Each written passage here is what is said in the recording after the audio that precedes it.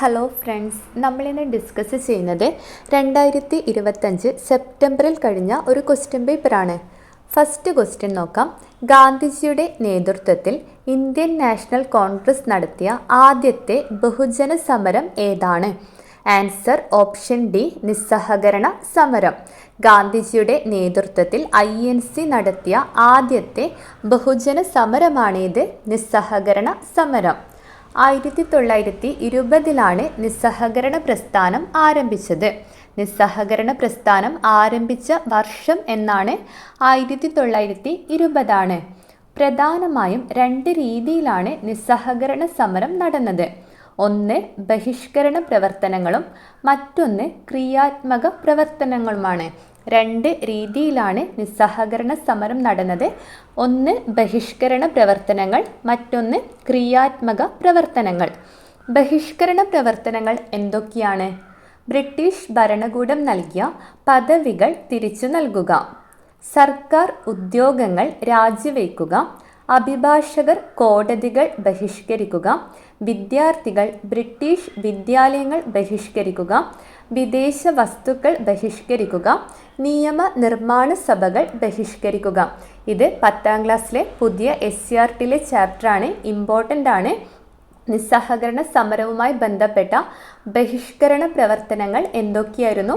British ഭരണകൂടം നൽകിയ പദവികൾ തിരിച്ചു നൽകുക, സർക്കാർ ഉദ്യോഗങ്ങൾ രാജിവെക്കുക, അഭിഭാഷകർ കോടതികൾ ബഹിഷ്കരിക്കുക, വിദ്യാർത്ഥികൾ ബ്രിട്ടീഷ് വിദ്യാലയങ്ങൾ ബഹിഷ്കരിക്കുക, വിദേശ വസ്തുക്കൾ ബഹിഷ്കരിക്കുക, നിയമ നിർമ്മാണ സഭകൾ ബഹിഷ്കരിക്കുക. ഇത്രയാണ് ബഹിഷ്കരണ രീതിയിൽ വരുന്നത്.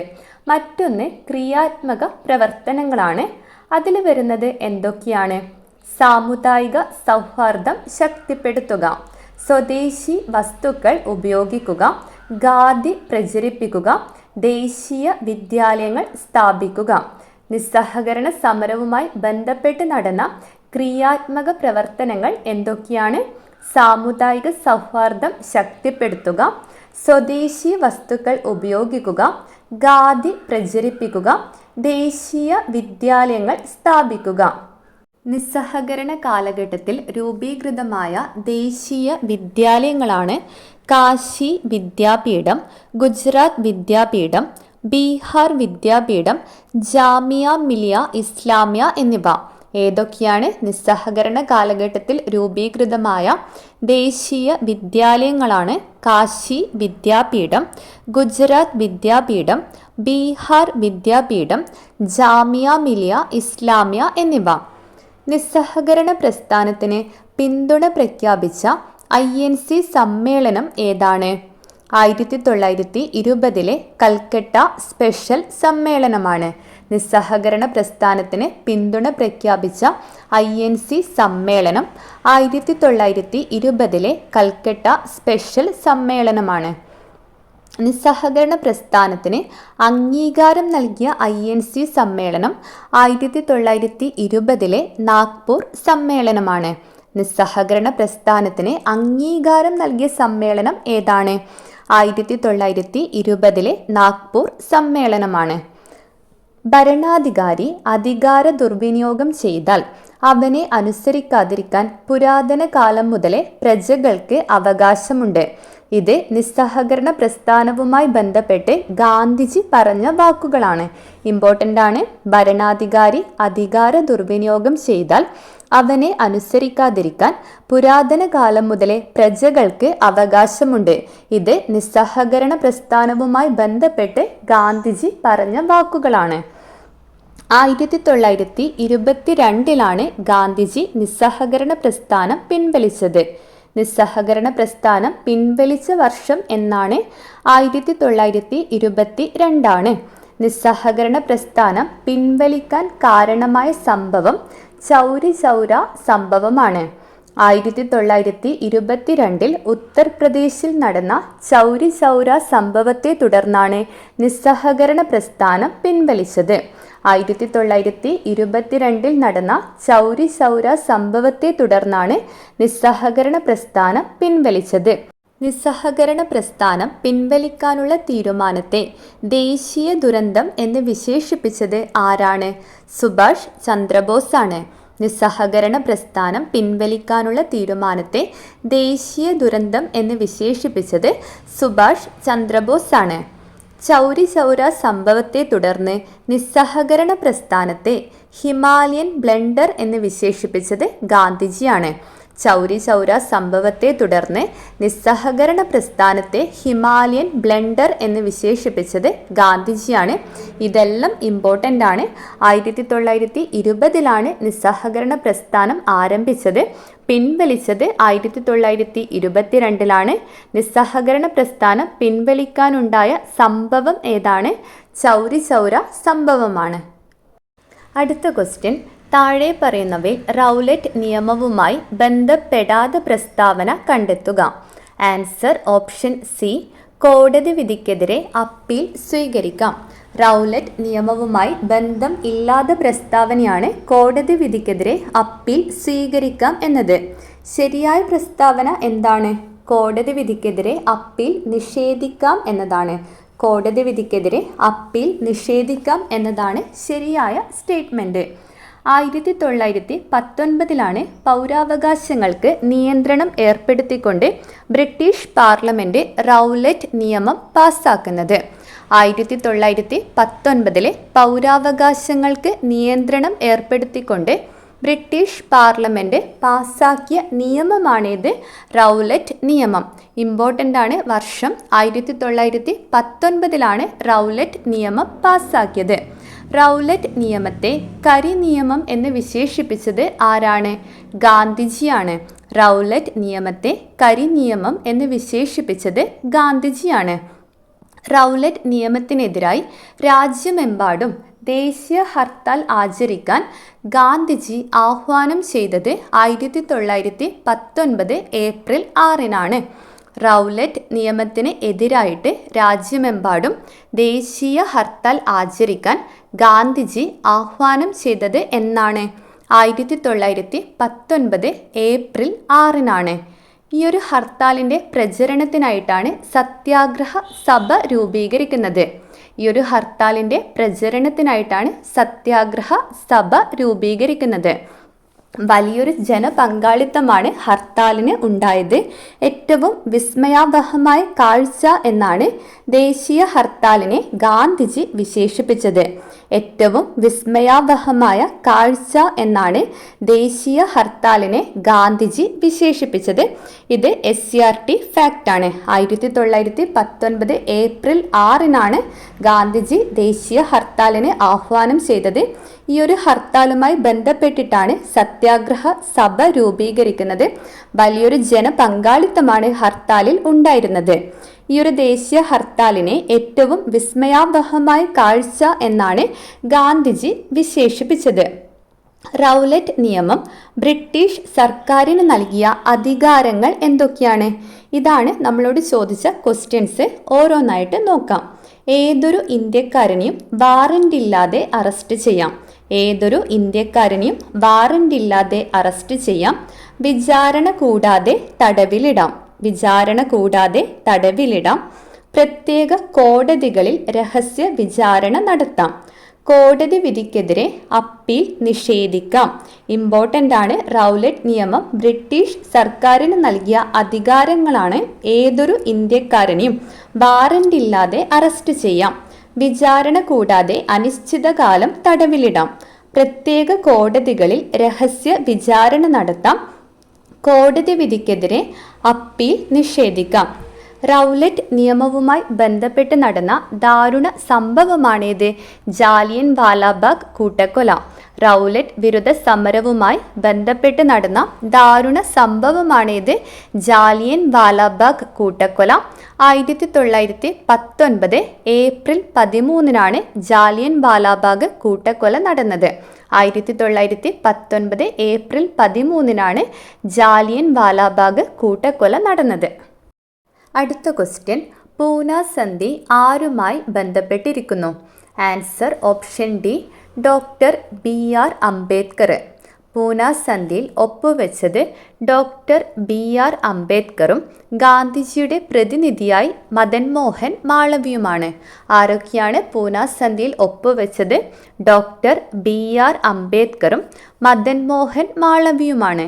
1932 സെപ്റ്റംബർ 24-നാണ് പൂന സന്ധി ഒപ്പുവെക്കുന്നത്. പൂന സന്ധി ഒപ്പുവെച്ച വർഷം എന്നാണ് 1932 സെപ്റ്റംബർ 24. അടുത്ത ക്വസ്റ്റ്യൻ, ക്വിറ്റ് ഇന്ത്യ സമര നായിക എന്ന് ഗാന്ധിജി വിശേഷിപ്പിച്ചത് ആരെയാണ്?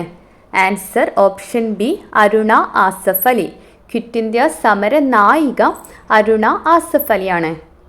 ക്വിറ്റ് ഇന്ത്യ സമര നായകൻ ആരാണ്? ജയപ്രകാശ് നാരായൺ. ക്വിറ്റ് ഇന്ത്യ സമര നായകൻ ആരാണ്? ജയപ്രകാശ് നാരായൺ. 1942 ഗാന്ധിജിയുടെ നേതൃത്വത്തിൽ INC നടത്തിയ അവസാനത്തെ ബഹുജന സമരമാണിത് ക്വിറ്റ് ഇന്ത്യ സമരം. 1942 ഗാന്ധിജിയുടെ നേതൃത്വത്തിൽ INC നടത്തിയ അവസാനത്തെ ബഹുജന സമരമാണിത് ക്വിറ്റ് ഇന്ത്യ സമരം. ജയ് ഹിന്ദ് എന്ന മുദ്രാവാക്യം ആരുടെ സംഭാവനയാണ്? Answer option C Subhash Chandrabose. Jai Hind എന്ന മുദ്രാവാക്യം ആരുടെ സംഭാവനയാണ്?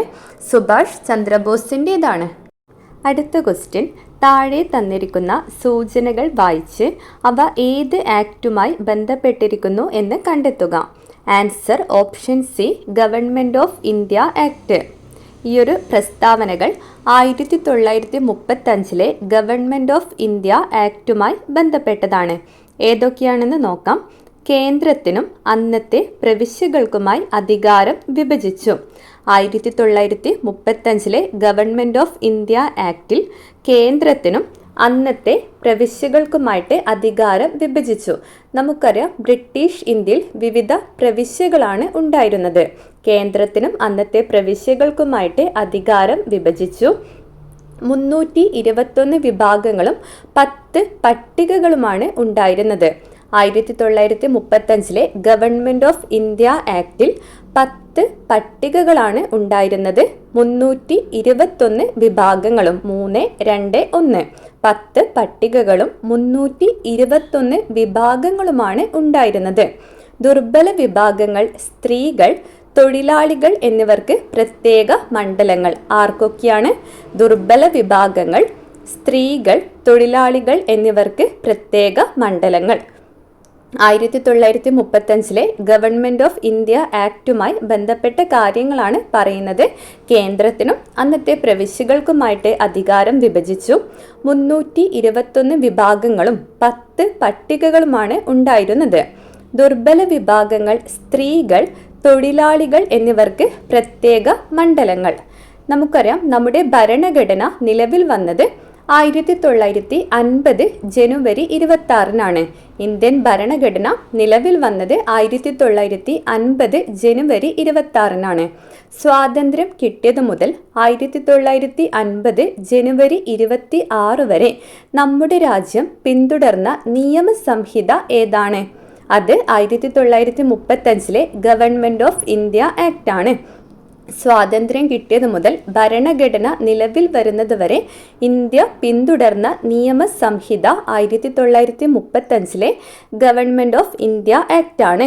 ഇന്ത്യൻ ഭരണഘടനയുടെ ബ്ലൂ പ്രിന്റ്, ഇന്ത്യൻ ഭരണഘടന ഏറ്റവും കൂടുതൽ കടപ്പെട്ടിരിക്കുന്ന നിയമം എന്നിങ്ങനെ അറിയപ്പെടുന്നത് 1935 ഗവൺമെൻറ് ഓഫ് ഇന്ത്യ ആക്ട് ആണ്.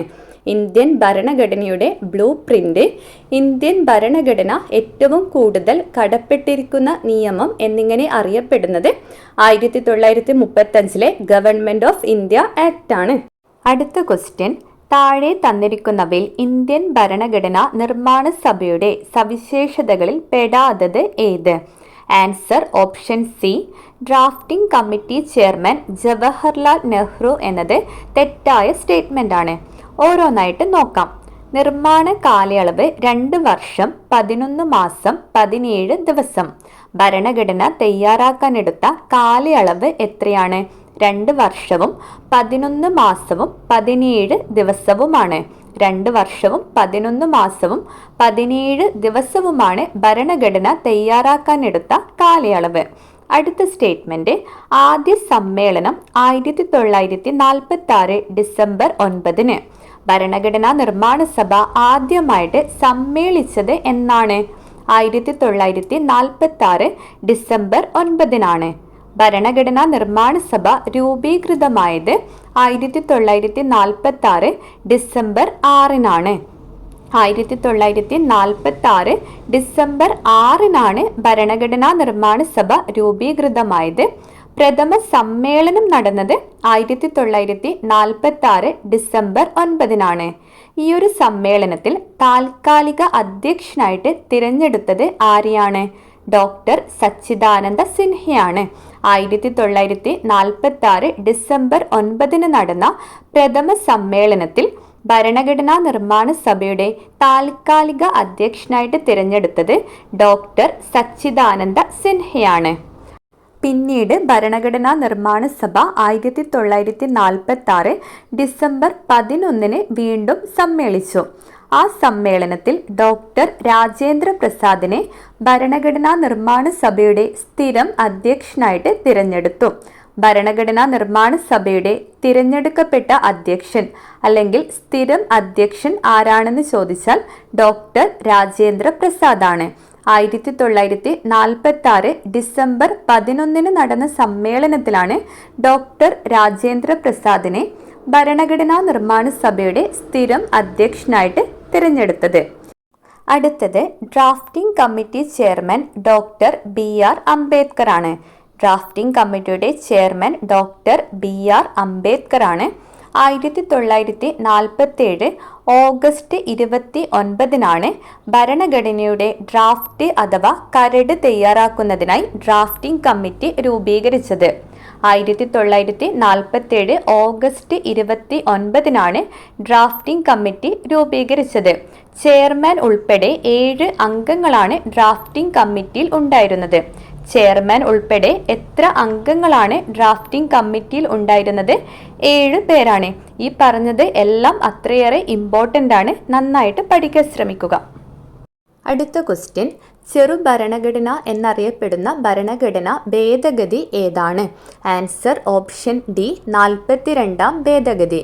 ചെറു ഭരണഘടന അഥവാ മിനി കോൺസ്റ്റിറ്റ്യൂഷൻ എന്നറിയപ്പെടുന്നത് 1976 42ാം ഭരണഘടനാ ഭേദഗതിയാണ്. 42ാം ഭരണഘടനാ ഭേദഗതി വരുത്തിയ സമയത്തെ പ്രധാനമന്ത്രി ആരായിരുന്നു? ഇന്ദിരാഗാന്ധിയാണ്. പ്രസിഡന്റ് ഫക്രുദ്ദീൻ അലി അഹമ്മദാണ്. പ്രധാനമന്ത്രി ഇന്ദിരാഗാന്ധിയും പ്രസിഡന്റ് ഫക്രുദ്ദീൻ അലി അഹമ്മദുമാണ്.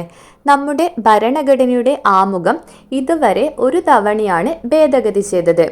ആമുഖം ഒരു തവണ മാത്രമാണ് ഭേദഗതി ചെയ്തത്. അത് 1976 42ാം ഭരണഘടനാ ഭേദഗതിയിലൂടെയാണ്. ആമുഖം ഭേദഗതി ചെയ്തത് 1976 42ാം ഭരണഘടനാ ഭേദഗതിയിലൂടെയാണ്. ആമുഖത്തിൽ കൂട്ടിച്ചേർത്ത വാക്കുകളാണ് സോഷ്യലിസ്റ്റ്, സെക്യുലർ, ഇൻ്റഗ്രിറ്റി. അതായത് സ്ഥിതി സമത്വം, മതേതരത്വം, അഖണ്ഡത എന്നീ 3 വാക്കുകൾ കൂട്ടിച്ചേർത്തത് 1976 42ാം ഭരണഘടനാ ഭേദഗതിയിലൂടെയാണ്. വളരെയേറെ ഇമ്പോർട്ടൻ്റ് ആണ്. ഏതൊക്കെ വാക്കുകളാണ് കൂട്ടിച്ചേർത്തത്? സോഷ്യലിസ്റ്റ് അഥവാ സ്ഥിതി സമത്വം, സെക്യുലർ അല്ലെങ്കിൽ മതേതരത്വം, ഇൻ്റഗ്രിറ്റി അഥവാ അഖണ്ഡത. ഈ 3 വാക്കുകൾ കൂട്ടിച്ചേർത്തത് 1976 42ാം ഭരണഘടനാ ഭേദഗതിയിലൂടെയാണ്. അടുത്ത ക്വസ്റ്റ്യൻ, ഇന്ത്യൻ ഭരണഘടന ഭേദഗതി ചെയ്യാനുള്ള അധികാരം ആരിൽ നിക്ഷിപ്തമായിരിക്കുന്നു? Answer option D parliament. ഭരണഘടന ഭേദഗതി ചെയ്യാനുള്ള അധികാരം ആർക്കാണ്? പാർലമെന്റിനാണ്. ഭരണഘടനാ ഭേദഗതി എന്ന ആശയം ഇന്ത്യ കടമെടുത്തിരിക്കുന്നത് ദക്ഷിണാഫ്രിക്കയിൽ നിന്നാണ്. ഭരണഘടനാ ഭേദഗതി എന്ന ആശയം ഇന്ത്യ കടമെടുത്തിരിക്കുന്നത് എവിടെ നിന്നാണ്? ദക്ഷിണാഫ്രിക്കയിൽ നിന്നാണ്. ഭരണഘടനാ ഭേദഗതിയെക്കുറിച്ച് പ്രതിപാദിക്കുന്ന ഭാഗം 20 ഭരണഘടനാ ഭേദഗതിയെക്കുറിച്ച് പ്രതിപാദിക്കുന്ന ഭാഗം 20 ആർട്ടിക്കിൾ 368 ഭരണഘടനാ ഭേദഗതിയെക്കുറിച്ച് പ്രതിപാദിക്കുന്ന ഭാഗം 20 ആർട്ടിക്കിൾ 368. പാർലമെന്റിനാണ് ഭരണഘടന ഭേദഗതി ചെയ്യാനുള്ള അധികാരം എന്ന് പ്രതിപാദിക്കുന്നത് ആർട്ടിക്കിൾ 368 അടുത്ത ക്വസ്റ്റ്യൻ, ഓരോ വ്യക്തിയും രാഷ്ട്രത്തോടും സമൂഹത്തോടും പാലിക്കേണ്ട ഉത്തരവാദിത്തങ്ങൾ ഏത് പേരിൽ അറിയപ്പെടുന്നു? ആൻസർ ഓപ്ഷൻ ബി, മൗലിക കടമകൾ. ഓരോ വ്യക്തിയും രാഷ്ട്രത്തോടും സമൂഹത്തോടും പാലിക്കേണ്ട ഉത്തരവാദിത്തങ്ങളാണ് മൗലിക കടമകൾ. 1976 42-ാം ഭരണഘടനാ ഭേദഗതിയിലൂടെയാണ് മൗലിക കടമകൾ ഭരണഘടനയിൽ കൂട്ടിച്ചേർത്തത്. മൗലിക കടമകൾ ഭരണഘടനയിൽ ഉൾപ്പെടുത്താൻ നിർദ്ദേശിച്ച കമ്മിറ്റി ഏതാണ്? സ്വരൺ സിംഗ് കമ്മിറ്റിയാണ്. സ്വരൺ സിംഗ് കമ്മിറ്റിയുടെ നിർദ്ദേശപ്രകാരമാണ് മൗലിക കടമകൾ ഭരണഘടനയിൽ കൂട്ടിച്ചേർത്തത്. മൗലിക കടമകളെക്കുറിച്ച് പ്രതിപാദിക്കുന്ന ഭരണഘടനാ ഭാഗം 4A ആർട്ടിക്കിൾ 51A മൗലിക കടമകളെക്കുറിച്ച് പ്രതിപാദിക്കുന്ന ഭരണഘടനാ ഭാഗം ഏതാണ്? 4A article 51A. നിലവിൽ 11 മൗലിക കടമകളാണ് ഭരണഘടനയിൽ ഉള്ളത്. എത്രയാണ്? നിലവിൽ 11 മൗലിക കടമകളാണ് ഭരണഘടനയിൽ ഉള്ളത്. 1976 42-ാം ഭരണഘടനാ ഭേദഗതിയിലൂടെയാണ് മൗലിക കടമകൾ ഭരണഘടനയിൽ കൂട്ടിച്ചേർത്തത്. മൗലിക കടമകൾ എന്ന ആശയം ഇന്ത്യ കടമെടുത്തിരിക്കുന്നത് റഷ്യയിൽ നിന്നാണ്. എവിടെ നിന്നാണ് മൗലിക കടമകൾ എന്ന ആശയം ഇന്ത്യ കടമെടുത്തിരിക്കുന്നത്? റഷ്യയിൽ നിന്നാണ്. അടുത്ത ക്വസ്റ്റ്യൻ, സമപന്തിഭോജനം നടപ്പിലാക്കിയ സാമൂഹ്യ പരിഷ്കർത്താവിനെ തിരിച്ചറിയുക. ആൻസർ ഓപ്ഷൻ സി, അയ്യ വൈകുണ്ഠ സ്വാമികൾ. സമപന്തിഭോജനം നടപ്പിലാക്കിയ നവോത്ഥാന നായകനാണ് ആര്? വൈകുണ്ഠ സ്വാമികൾ. സമപന്തിഭോജനം ആരംഭിച്ചത് വൈകുണ്ഠ സ്വാമികളാണ്. വൈകുണ്ഠ സ്വാമികളുമായി ബന്ധപ്പെട്ട ഇമ്പോർട്ടൻ്റ് പോയിന്റ് ആണ് സമത്വ സമാജത്തിന്റെ സ്ഥാപകൻ. സമത്വ സമാജം സ്ഥാപിച്ചത് വൈകുണ്ഠ സ്വാമികളാണ്. 1836 ശുചീന്ദ്രം എന്ന സ്ഥലത്താണ് സമത്വ സമാജം ആരംഭിച്ചത്. 1836 ശുചീന്ദ്രം എന്ന സ്ഥലത്താണ് സമത്വ സമാജം ആരംഭിച്ചത്. കേരളത്തിലെ ആദ്യത്തെ സാമൂഹ്യ പരിഷ്കരണ പ്രസ്ഥാനമായി അറിയപ്പെടുന്നത് സമത്വ സമാജമാണ്. ഇനി പന്തിഭോജനം നടപ്പിലാക്കിയത് ആരാണ്? പന്തിഭോജനം നടപ്പിലാക്കിയത് തൈക്കാട് അയ്യാണ്. പന്തിഭോജനം തൈക്കാട് അയ്യ. സമപന്തിഭോജനം വൈകുണ്ഠ സ്വാമികൾ. പ്രീതിഭോജനം ആരംഭിച്ച നവോത്ഥാന നായകൻ ആരാണ്? വാഗ്ഭടാനന്ദനാണ്. പ്രീതിഭോജനം ആരംഭിച്ചത് വാഗ്ഭടാനന്ദൻ ആണ്. മിശ്രഭോജനം നടപ്പിലാക്കിയ നവോത്ഥാന നായകൻ സഹോദരൻ അയ്യപ്പനാണ്. മിശ്രഭോജനം നടപ്പിലാക്കിയത് ആരാണ്? സഹോദരൻ അയ്യപ്പനാണ്. ഒന്നുകൂടി പറയാം, പന്തിഭോജനം ആരംഭിച്ചത് തൈക്കാട് അയ്യ. സമപന്തിഭോജനം ആരംഭിച്ചത് വൈകുണ്ഠ സ്വാമികൾ. പ്രീതിഭോജനം ആരംഭിച്ചത് വാഗ്ഭടാനന്ദൻ. മിശ്രഭോജനം നടപ്പിലാക്കിയത് സഹോദരൻ അയ്യപ്പൻ. അടുത്ത ക്വസ്റ്റ്യൻ, താഴെ കൊടുത്തിട്ടുള്ളവയിൽ നിന്നും ചട്ടമ്പി സ്വാമികളുടെ കൃതി ഏതാണെന്ന് കണ്ടെത്തുക. ആൻസർ ഓപ്ഷൻ എ, വേദാധികാര നിരൂപണം. ചട്ടമ്പി സ്വാമികളുടെ പ്രധാന കൃതികളാണ് വേദാധികാര നിരൂപണം, പ്രാചീന മലയാളം, ആദിഭാഷ. ഏതൊക്കെയാണ്? വേദാധികാര നിരൂപണം, പ്രാചീന മലയാളം, ആദിഭാഷ എന്നിവ ചട്ടമ്പി സ്വാമികളുടെ പ്രധാന കൃതികളാണ്. തീ പോലുള്ള വാക്കുകൾ കത്തിപ്പോകാത്തത് ഭാഗ്യമെന്ന് സ്വാമി വിവേകാനന്ദൻ അഭിപ്രായപ്പെട്ടത് ചട്ടമ്പി സ്വാമികളുടെ വേദാധികാര നിരൂപണം എന്ന കൃതിയെക്കുറിച്ചാണ്. തീ പോലുള്ള വാക്കുകൾ കത്തിപ്പോകാത്തത് ഭാഗ്യമെന്ന് സ്വാമി വിവേകാനന്ദൻ അഭിപ്രായപ്പെട്ടത് ചട്ടമ്പി സ്വാമികളുടെ വേദാധികാര നിരൂപണം എന്ന കൃതിയെക്കുറിച്ചാണ്. ചട്ടമ്പി സ്വാമികളുടെ ജന്മസ്ഥലം തിരുവനന്തപുരം ജില്ലയിലെ കണ്ണമ്മൂല ആണ്. ഇമ്പോർട്ടൻ്റ് ആണ്. ചട്ടമ്പി സ്വാമികളുടെ ജന്മസ്ഥലം എവിടെയാണ്? തിരുവനന്തപുരം ജില്ലയിലെ കണ്ണമ്മൂലയാണ്. അടുത്ത ക്വസ്റ്റ്യൻ, ഞങ്ങളുടെ കുട്ടികൾക്ക് പഠിക്കാൻ സൗകര്യം നൽകിയില്ലെങ്കിൽ കാണായ പാഠങ്ങളിലെല്ലാം മുട്ടിപ്പുല്ല് കുരിപ്പിക്കും. കേരളത്തിലെ ഒരു സാമൂഹ്യ പരിഷ്കർത്താവിൻ്റെ വാക്കുകളാണ് ഇവ. അദ്ദേഹം ആരാണെന്ന് തിരിച്ചറിയുക. Answer option D, Mahatma Ayyankali. Thiruvananthapuram ജില്ലയിലെ വെങ്ങാനൂരിലാണ് അയ്യങ്കാളിയുടെ ജനനം. 1863 ഓഗസ്റ്റ് 28 തിരുവനന്തപുരം ജില്ലയിലെ വെങ്ങാനൂരിലാണ് അയ്യങ്കാളി ജനിച്ചത്. ആളിക്കത്തിയ തീപ്പൊരി, കേരള സ്പാർട്ടക്കസ് എന്നിങ്ങനെ അറിയപ്പെടുന്ന നവോത്ഥാന നായകൻ. ആളിക്കത്തിയ തീപ്പൊരി, കേരള സ്പാർട്ടക്കസ് എന്നിങ്ങനെ അറിയപ്പെടുന്നത് അയ്യങ്കാളിയാണ്. അയ്യങ്കാളിയുമായി ബന്ധപ്പെട്ട ഏറ്റവും ഇമ്പോർട്ടൻ്റ് ആയ പോയിൻ്റാണ് വില്ലുവണ്ടി സമരത്തിന് നേതൃത്വം നൽകിയത് അയ്യങ്കാളിയാണ്. 1893 വില്ലുവണ്ടി സമരം നടന്നത്. 1893 നടന്ന വില്ലുവണ്ടി സമരത്തിന് നേതൃത്വം നൽകിയത് അയ്യങ്കാളിയാണ്. 1915 നടന്ന 90-ാം ആണ്ട് ലഹള, കല്ലുമാല സമരം എന്നിവയ്ക്ക് നേതൃത്വം നൽകിയതും അയ്യങ്കാളി തന്നെയാണ്. 1915 90-ാം ആണ്ട് ലഹള, കല്ലുമാല സമരം എന്നിവ നടന്നത്. ഇതിന് നേതൃത്വം നൽകിയതും അയ്യങ്കാളിയാണ്. സാധുജന പരിപാലന സംഘത്തിന്റെ സ്ഥാപകൻ അയ്യങ്കാളി. 1907 സാധുജന പരിപാലന സംഘം സ്ഥാപിച്ചത് ആരാണ്? അയ്യങ്കാളിയാണ്. ഇന്ത്യയുടെ മഹാനായ പുത്രൻ എന്ന് അയ്യങ്കാളിയെ വിശേഷിപ്പിച്ചത് ഇന്ദിരാഗാന്ധിയാണ്. ഇന്ത്യയുടെ മഹാനായ പുത്രൻ എന്ന് അയ്യങ്കാളിയെ വിശേഷിപ്പിച്ചത് ആരാണ്? ഇന്ദിരാഗാന്ധിയാണ്. അടുത്ത ക്വസ്റ്റ്യൻ, മന്നത്ത് പത്മനാഭൻ നയിച്ച സവർണ ജാഥ താഴെ പറയുന്ന ഏത് സമരവുമായി ബന്ധപ്പെട്ടിരിക്കുന്നു? ആൻസർ ഓപ്ഷൻ ഡി, വൈക്കം സത്യാഗ്രഹം. വൈക്കം സത്യാഗ്രഹവുമായി ബന്ധപ്പെട്ടാണ് മന്നത്ത് പത്മനാഭൻ സവർണ ജാഥ നയിച്ചത്. 1924 നവംബർ 1 സവർണ ജാഥ സംഘടിപ്പിക്കപ്പെട്ടത്. ഏത് വർഷമാണ്? 1924 നവംബർ 1. വൈക്കത്തു നിന്നും തിരുവനന്തപുരത്തേക്കാണ് സവർണ ജാഥ നയിച്ചത്. വൈക്കം മുതൽ തിരുവനന്തപുരം വരെയായിരുന്നു സവർണ ജാഥ. ഗാന്ധിജിയുടെ നിർദ്ദേശപ്രകാരമാണ് മന്നത്ത് പത്മനാഭൻ സവർണ ജാഥ നയിച്ചത്. അടുത്ത ക്വസ്റ്റ്യൻ, ശ്രീനാരായണ ഗുരു സർവമത സമ്മേളനം നടത്തിയ സ്ഥലം? Answer option C, Aluva. Sreenarayana Guru സർവമത സമ്മേളനം നടത്തിയ സ്ഥലം ആലുവയാണ്. 1924 ആലുവ സർവമത സമ്മേളനം നടന്നത്. ആലുവ സർവമത സമ്മേളനം നടന്ന വർഷം എപ്പോഴാണ്? 1924. ആലുവ സർവമത സമ്മേളനത്തിന്റെ അധ്യക്ഷൻ ടി സദാശിവ അയ്യറായിരുന്നു. ആരായിരുന്നു? ടി സദാശിവ അയ്യറായിരുന്നു സമ്മേളനത്തിന്റെ അധ്യക്ഷൻ. വാദിക്കാനും ജയിക്കാനുമല്ല, അറിയാനും അറിയിക്കാനുമാണ് എന്നതാണ് ആലുവ സർവമത സമ്മേളനത്തിന്റെ ആപ്തവാക്യം.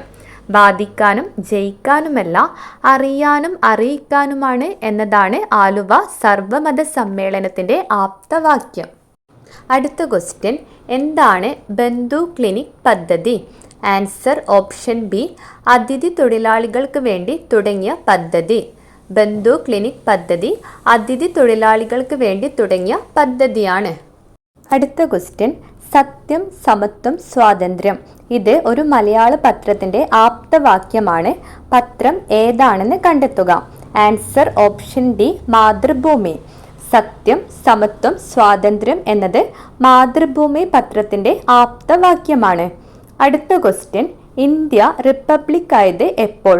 ആൻസർ ഓപ്ഷൻ ബി, 26 ജനുവരി 1950. ഇന്ത്യ റിപ്പബ്ലിക് ആയത് എപ്പോഴാണ്? 1950 ജനുവരി 26. അടുത്ത ക്വസ്റ്റ്യൻ, സ്വതന്ത്ര ഇന്ത്യയുടെ ആദ്യ പ്രധാനമന്ത്രി ആരായിരുന്നു? Answer option C, Jawaharlal Nehru. സ്വതന്ത്ര ഇന്ത്യയുടെ ആദ്യ പ്രധാനമന്ത്രി ആരായിരുന്നു? ജവഹർലാൽ നെഹ്റു. അടുത്ത ക്വസ്റ്റ്യൻ, താഴെ പറയുന്നവരിൽ ആരാണ് ഇന്ത്യയുടെ ഉരുക്കു മനുഷ്യൻ എന്നറിയപ്പെട്ടത്? ആൻസർ ഓപ്ഷൻ ഡി, സർദാർ പട്ടേലാണ്. ഇന്ത്യയുടെ ഉരുക്കു മനുഷ്യൻ, ഇന്ത്യൻ ബിസ്മാർക്ക്, അഖിലേന്ത്യാ സർവീസിന്റെ പിതാവ് എന്നിങ്ങനെ അറിയപ്പെട്ടത് സർദാർ വല്ലഭായ് പട്ടേലാണ്. എന്തൊക്കെയാണ് ഇന്ത്യയുടെ ഉരുക്കു മനുഷ്യൻ, ഇന്ത്യൻ ബിസ്മാർക്ക്, അഖിലേന്ത്യാ സർവീസിന്റെ പിതാവ് എന്നിങ്ങനെ അറിയപ്പെട്ട വ്യക്തി സർദാർ വല്ലഭായ് പട്ടേലാണ്. ഇന്ത്യയുടെ ആദ്യത്തെ ഉപപ്രധാനമന്ത്രിയായിരുന്നു. ഇന്ത്യയുടെ ആദ്യത്തെ ഉപപ്രധാനമന്ത്രിയായിരുന്നു സർദാർ പട്ടേല്. നാട്ടുരാജ്യ സംയോജനത്തിൽ നിർണായക പങ്കു വഹിച്ച വ്യക്തി. നാട്ടുരാജ്യങ്ങളെ സംയോജിപ്പിക്കുന്നതിൽ നിർണായക പങ്കു വഹിച്ച വ്യക്തിയാണ്. 1928 സർദാർ വല്ലഭായ് പട്ടേൽ ഗുജറാത്തിലെ കർഷകർക്ക് വേണ്ടി സംഘടിപ്പിച്ച സത്യാഗ്രഹം ഏതാണ്? ബർദോളി സത്യാഗ്രഹമാണ്. ബർദോളി സത്യാഗ്രഹം നടന്ന വർഷം 1928 സർദാർ വല്ലഭായ് പട്ടേലിന്റെ നേതൃത്വത്തിൽ ഗുജറാത്തിലെ കർഷകർക്ക് വേണ്ടി സംഘടിപ്പിച്ച സത്യാഗ്രഹമാണിത്, ബർദോളി സത്യാഗ്രഹം. അതുകൊണ്ട് തന്നെ ബർദോളി ഗാന്ധി എന്നറിയപ്പെടുന്നത് സർദാർ വല്ലഭായ് പട്ടേലാണ്. ബർദോളി ഗാന്ധി എന്നറിയപ്പെടുന്ന വ്യക്തി സർദാർ വല്ലഭായ് പട്ടേലാണ്.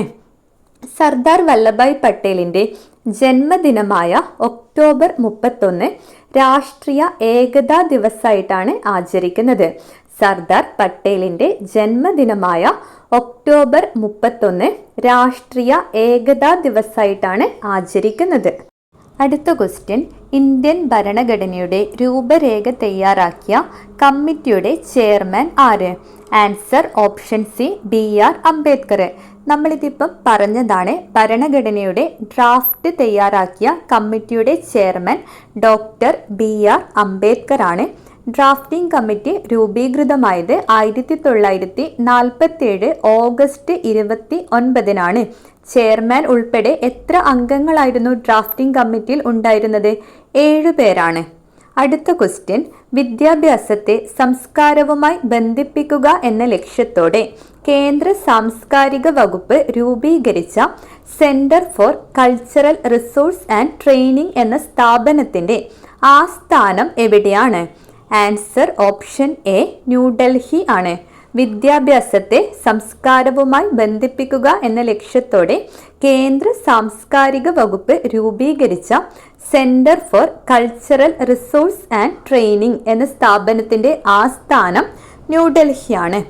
അടുത്ത ക്വസ്റ്റ്യൻ, ഇന്ത്യയുടെ 52ാമത്തെ സുപ്രീം കോടതി ചീഫ് ജസ്റ്റിസ് ആര്? Answer option A, Bhushan Ramkrishna Gavai ആണ്. 52ാമത് സുപ്രീം കോടതി ചീഫ് ജസ്റ്റിസ് ഭൂഷൺ രാംകൃഷ്ണ ഗവായി അഥവാ BR ഗവായി ആണ്. നിലവിലെ സുപ്രീം കോടതി ചീഫ് ജസ്റ്റിസ് ആരാണ്? സൂര്യകാന്താണ്. 53ാമത് സുപ്രീം കോടതി ചീഫ് ജസ്റ്റിസ് സൂര്യകാന്താണ്. അടുത്ത ക്വസ്റ്റ്യൻ, റിസർവ് ബാങ്ക് ഓഫ് ഇന്ത്യയുടെ 26ാമത് ഗവർണറായി ചുമതലയേറ്റത് ആര്? Answer option D, Sanjay Malhotra. RBIയുടെ 26ാമത് ഗവർണർ ആരാണ്?